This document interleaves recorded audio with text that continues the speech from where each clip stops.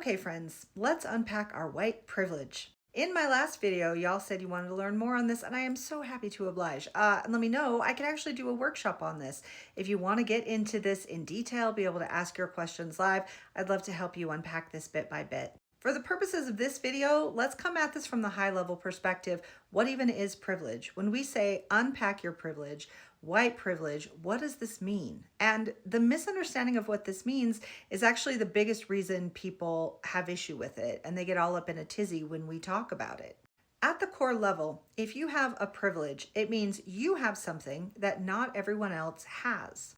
And that is because even though here in America we talk about being the land of opportunity, the land of the free, not everyone has the same rights and not everyone has the same privileges. And especially here in America, being white automatically grants you extra privileges. Now, the reason people want to argue with this and get all in a huff is because they assume we mean that if you are white, your life is perfect and so much easier than everybody else's.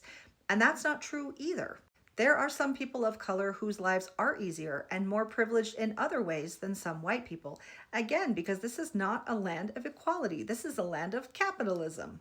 So white privilege really talks about the systemic differences, the systemic racism, which means the systems that are inherently stacked against people of color and benefit people who are white.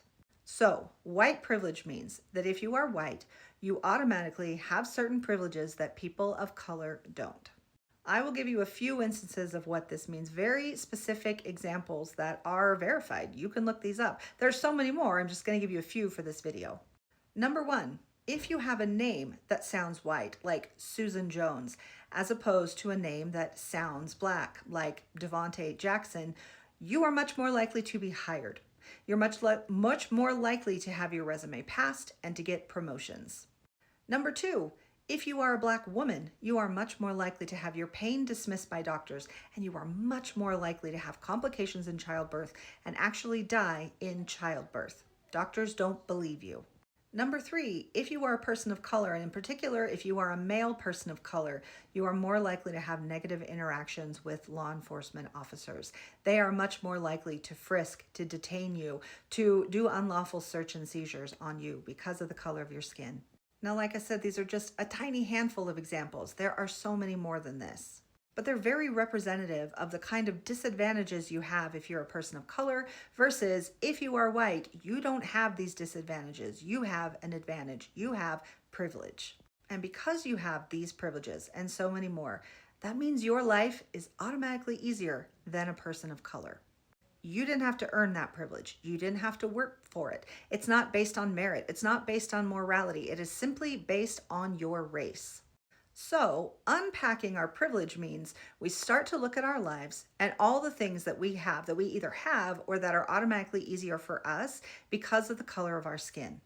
And once you start unpacking that privilege, you can see how things you might have unconsciously believed that you had earned, that you had worked hard for, that were because you were a good person, or you're just lucky, or you have assumptions about living in this nation.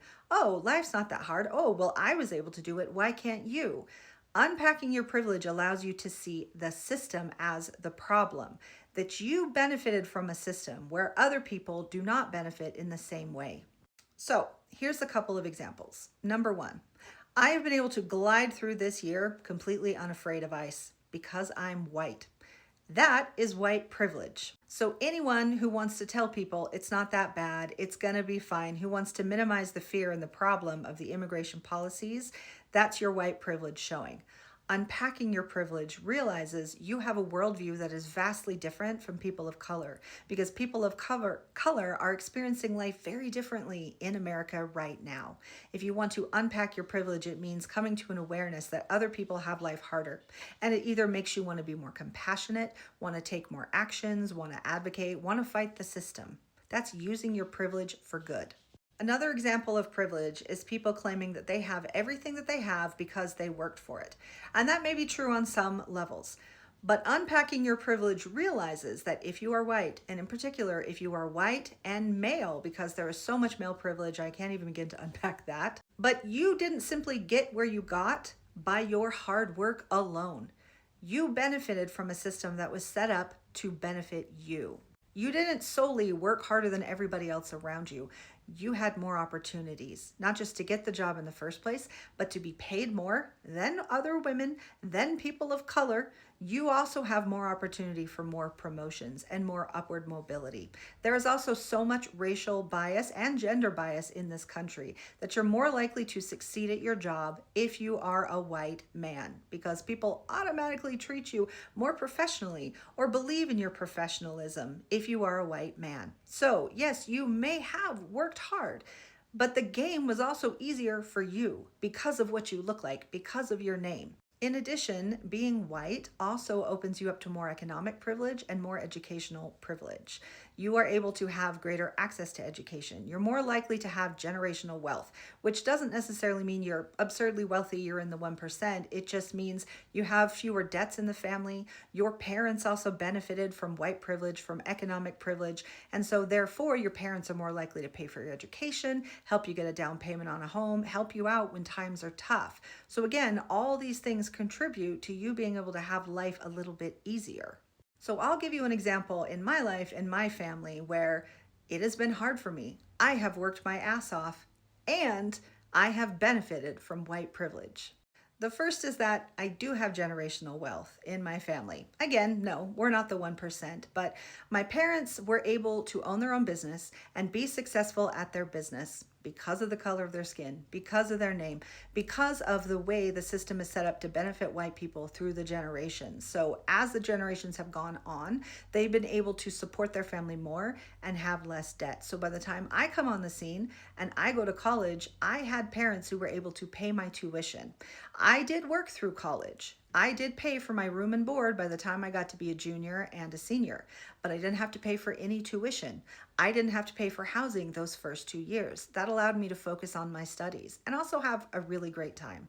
I have been able to easily get job interviews and easily get jobs because of my name. Then in later years, when my husband and I had problems with jobs, when I lost them, when times were hard economically, we did not lose our home because of generational wealth, because we had parents who were able to help us out to make sure our house payments were made, our bills were paid, so that we could have the luxury of time to get a better job. We have also been able to buy a home in any neighborhood we wanted to, because yes, suburban racism is alive and well. As white people, we are more likely to get approved for home loans and again, have the financial circumstances that allow us to be able to buy our homes. If you live in an area, say there's an HOA or there's a co-op board where you have to interview or you have to be chosen to buy that home, you are more likely to get that position, to get that home if you are white than if you are a person of color. There are also dozens of ways I live my life, and it's so much easier that I don't even think about. Like, for example, I'm not ever afraid that I'm going to be pulled over for no reason. And when I am pulled over, it's not automatically my thought that I'm going to be searched or that I'm going to be arrested. If you are a person of color, that's a reality that you face.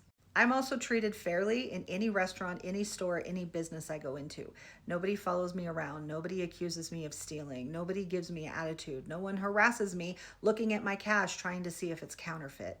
Okay, this video is long enough. I could go on and on. This is just the start of a very basic middle-class life in America. What it looks like if you're white, simply because you're white. So let me know what other questions you have, because again, we can get into economic privilege, we can get into unconscious racial bias, we can get into how the gendered biases also play a role. So you can see how it's stacked on top of each other. The number of privileges you have changes depending on what demography you're in. So let me know your questions, or if you want me to do a workshop on this where we can really get into the nuance. But this should cover it for the first outing into what is white privilege.